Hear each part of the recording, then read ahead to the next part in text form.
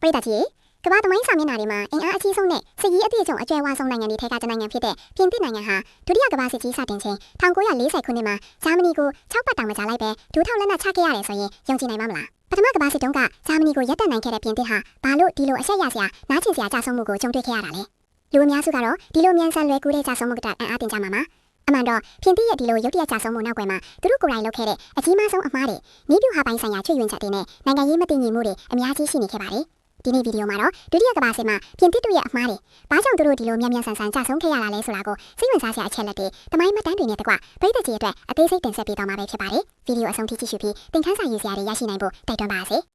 ပထမဆုံးနဲ့အကြီးမားဆုံးအမှားကတော့ Maginot Line လို့ခေါ်တဲ့အေးရမခံတပ်ကြီးအပေါ်အလွန်ကျွံအားကိုးခဲ့ခြင်းပါပဲပထမကမ္ဘာစစ်ရဲ့မြေချင်းတိုက်ပွဲတွေလူတန်းပေါင်းများစွာအသက်ဆုံးရှုံးခဲ့ရတဲ့ကြောက်မက်ဖွယ်အတွေ့အကြုံတွေကပြင်သစ်ခေါင်းဆောင်တွေကိုနောက်ထပ်ဒီလိုစစ်ပွဲမျိုးမဖြစ်အောင်ကာကွယ်ရေးစနစ်ကိုတည်ဆောက်ဖို့တွန်းအားပေးခဲ့ပါတယ်ဒါကြောင့်ပြင်သစ်တို့ဟာ1930ပြည်လွန်နှစ်တွေတလျောက်မှာဂျာမနီနဲ့နယ်စပ်တလျောက်အေးရမခံတပ်ကြီးတစ်ခုကိုတည်ဆောက်ခဲ့ပါတယ်ဒီခံတပ်ကြီးဟာခေတ်မီလက်နက်တွေကြီးမားတဲ့တမနီတကားတွေမြေအောက်ပိုင်ကားတွေရွှေဝဲရထားလမ်းတွေဆေးရုံတွေပါဝါစက်ရုံတွေနဲ့ပြည့်စုံပြီးကမ္ဘာအကြီးဆုံးနဲ့အခိုင်အမာဆုံးခံတပ်ကြီးအဖြစ်သတ်မှတ်ခံခဲ့ရပါတယ်ဒီခံတပ်ကြီးတည်ဆောက်ဖို့တက်လဲဒေါ်လာဘီလီယံနဲ့ချီပြီးကုန်ကျခဲ့ပါတယ်ဒီခံတပ်ကြီးရှိနေရင်ဂျာမနီအနေနဲ့ပြင်သစ်ကိုတိုက်ခိုက်ဖို့မဖြစ်နိုင်ဘူးလို့ပြင်သစ်ခေါင်းဆောင်တွေကယုံကြည်ခဲ့ကြပါတယ်ဒါပေမဲ့ဒီခံတပ်ကြီးမှာအားနည်းချက်ကြီးတစ်ခုရှိပါတယ်အဲ့ဒါကတော့ပြင်သစ်ဘယ်ဂျီယန်နယ်စပ်ကိုကာကွယ်ထားခြင်းမရှိတာပါပဲပြင်သစ်ခေါင်းဆောင်တွေကဘယ်ဂျီယန်ဟာဂျာမနီကိုဖျက်ဆီးခွင့်ပေးမှာမဟုတ်ဘူးလို့ယုံကြည်ခဲ့ကြပြီးဘယ်ဂျီယန်နယ်စပ်ကအာတနက်စ်လို့ခေါ်တဲ့တစ်တော်ထူထပ်တဲ့ဒေတာကိုလည်းစစ်တပ်ကြီးတွေအထူးသဖြင့်တင်ကားတပ်ဖွဲ့တွေဖျက်ဆီးလို့မရနိုင်ဘူးလို့အထင်မြင်မှခဲ့ကြပါတယ်ဒီအယူအဆကပဲပြင်သစ်ကိုတေတွင်းထဲရောက်စေခဲ့တာပါဂျာမန်စစ်တပ်ဟာသူတို့ရဲ့ Blitzkrieg နည်းဗျူဟာနဲ့အာတနက်စ်တစ်တော်ကိုဖျက်ပြီးမမျှော်လင့်တဲ့နေရာကနေဝင်ရောက်လာတဲ့အခါမှာ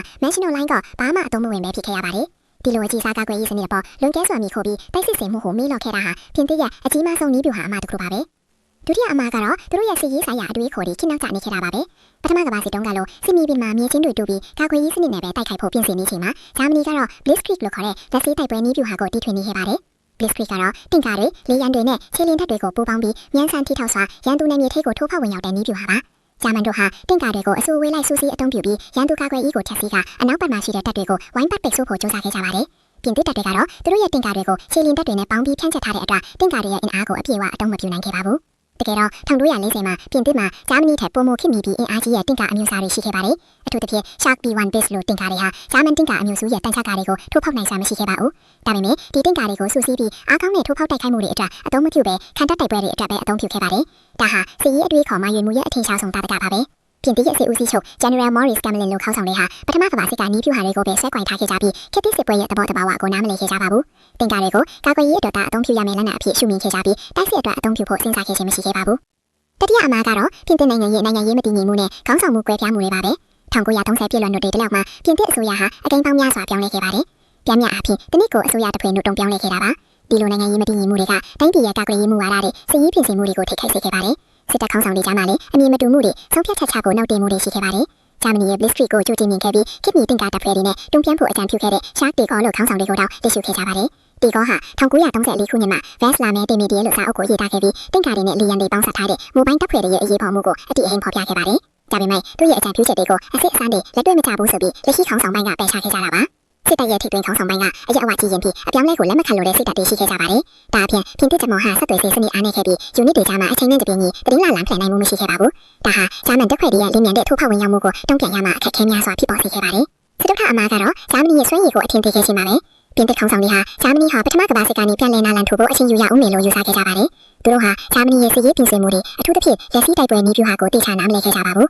1999မှာပိုလန်ကိုဂျာမနီကလက်စီးတိုက်ပွဲနဲ့တိုက်ခိုက်တင်ခဲ့ကြတော့ပြင်သစ်တို့ကတိကျတင်ခန်းစာမယူခဲ့ကြပါဘူး။သူတို့ရဲ့ Front War လို့ခေါ်တဲ့စစ်မဖြစ်သေးခင်အချိန်ကာလ1999စက်တင်ဘာလကနေ1940မေလအထိဟာပြင်သစ်ကိုပို့ပြီးပေါ်စေခဲ့ပါ၏။ဒီကာလမှာနှစ်ဖက်စလုံးကတိုက်ခိုက်မှုကြီးကြီးမားမားမလုပ်ဘဲနေတက်နေခဲ့တဲ့အတွက်ပြင်သစ်စစ်သားတွေဟာစစ်ပွဲကိုအလျင်မထားဘဲအချင်းကုန်ခံနေခဲ့ကြပါတယ်။ပြင်သစ်စစ်သားတွေဟာအားလည်းရာတွေပေးနေခဲ့ပြီးစစ်ရေးပြင်ဆင်မှုတွေမှာအားနည်းချက်တွေရှိနေခဲ့ပါတယ်။ဒီလိုပေါ်ဆောင်မှုတွေကြောင့်1940မေလဂျာမန်ကျူးကျော်မှုစတင်ချိန်မှာပြင်သစ်တို့ဟာအဆင်မပြေတဲ့အခြေအနေမှာရှိနေခဲ့ပါတယ်။ဂျာမန်ထောက်လှမ်းရေးတွေကပြင်သစ်တပ်တွေရဲ့အားနည်းချက်တွေကိုကောင်းကောင်းသိရှိခဲ့ပြီးသူတို့ရဲ့အစီအစဉ်တွေကိုလိရှို့စွာဆောင်ရွက်နိုင်ခဲ့ပါတယ်။ပြည်သူတွေစိတ်ဝင်စားစရာကောင်းတဲ့အချက်တစ်ခုကတော့1900မှာပြင်သစ်မှာဂျာမနီထက်တင်ကားအစီးတွေပိုများခဲ့ပါတယ်။ပြင်သစ်မှာတင်ကားအစီးတွေ3200လောက်ရှိပြီးဂျာမနီမှာတော့2500လောက်တာရှိခဲ့ပါတယ်။ဒါပေမဲ့ဂျာမန်တို့ကသူတို့ရဲ့တင်ကားတွေကိုအဆူအဝေးလိုက်စနစ်ကျအသုံးပြုပြီးပြင်သစ်ရဲ့ခံတပ်တွေကိုဖျက်ချော်ခဲ့ကြပါတယ်။တင်ကားအုပ်စုကြီးတွေဟာပြင်သစ်ရဲ့ကာကွယ်ရေးလိုင်းတွေကိုအလွယ်တကူထိုးဖောက်ဝင်ရောက်နိုင်ခဲ့ပါတယ်။ပြင်သစ်ကတော့တင်ကားတွေကိုခြေလင်းတပ်တွေကိုကာကွယ်ဖို့အတွက်ဖြန့်ကျက်ထားတဲ့အတွက်သူတို့ရဲ့တင်ကားတွေဟာအင်အားစုစည်းမှုမရှိဘဲတစီးချင်းစီတိုက်ခိုက်ခဲ့ရတဲ့အတွက်ပျက်စီးဆုံးရှုံးမှုများခဲ့ရပါတယ်။ ဒါဖြင့်ပြင်သစ်လေတပ်ကလည်းဂျာမနီရဲ့လူခွာပါလို့ခင်မီမရှိပဲခင်အောင်ကြနေခဲ့ပါတယ်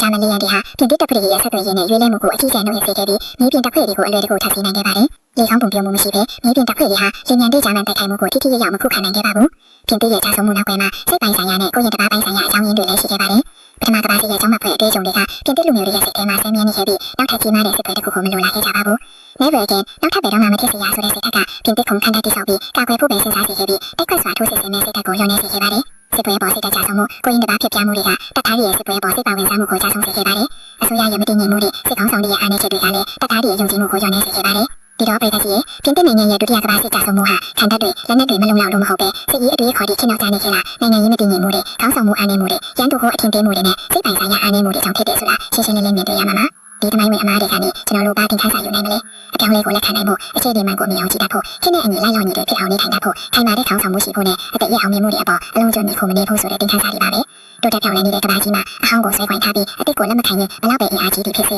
ကြာဆုံးနိုင်တယ်ဆိုတဲ့တမိုင်းသင်ခန်းစာကထင်ရှားပါတယ်ဒီသင်ခန်းစာတွေဟာစစ်ကွဲတမိုင်းတင်မကပဲကျွန်တော်တို့ရဲ့နေစဉ်ဘဝလုပ်ငန်းခွင်ပညာရေးစတဲ့ကဏ္ဍပေါင်းစုံမှာပါအသုံးဝင်တဲ့အရာတွေပါဒီဗီဒီယိုကိုကြည့်ပြီးပြည်သက်ကြီးတို့အတာဘဟုတုတရပြီးစဉ်းစားစရာတွေရရှိလိမ့်မယ်လို့မျှော်လင့်ပါတယ်နောက်ထပ်ဘယ်လိုစိတ်ဝင်စားစရာတမိုင်းအကြောင်းအရာတွေကိုသိချင်လဲဆိုတာ comment မှာရေးပေးခဲ့ပါအောင်နော်ကျွန်တော်တို့ရဲ့ channel ကိုလည်း subscribe လုပ်ထားဖို့မမေ့ပါနဲ့လို့တိုက်တွန်းရင်းညီခုံချိုးလိုက်ပါပြီ